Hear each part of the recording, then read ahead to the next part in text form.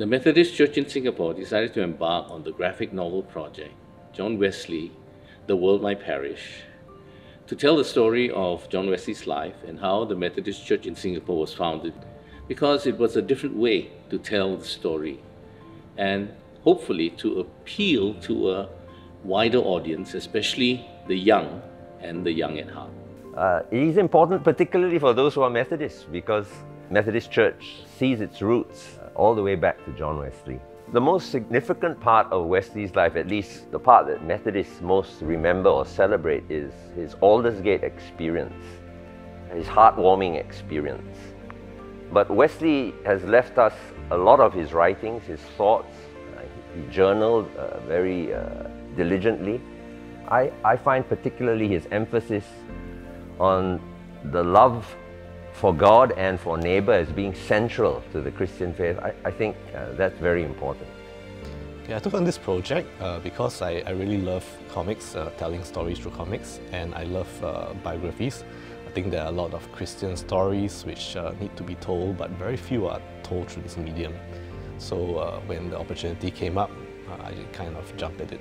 The research and the writing took a few months, and after that the drawing process took about 20 months. Some of the challenges that I faced had to do with visual research, because there are a lot of things that when you are reading a book, you don't have to see, you can imagine, and your mind fills in the blanks.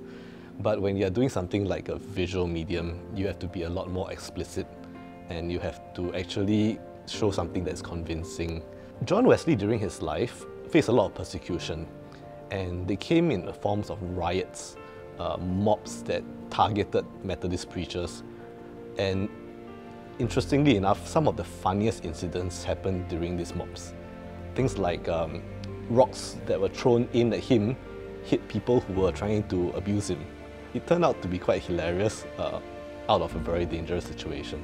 The purpose of this graphic novel is to present and make more accessible the life story of John Wesley to those who may have a more visual way of learning, and there are precious few materials in this form at this time.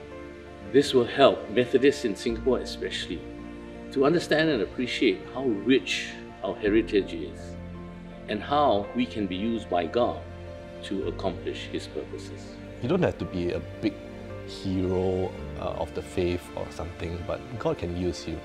I hope if you read this novel, you will be inspired by the life of John Wesley, his love for God, his energy, and hopefully, like him, you too will have your heart strangely warmed.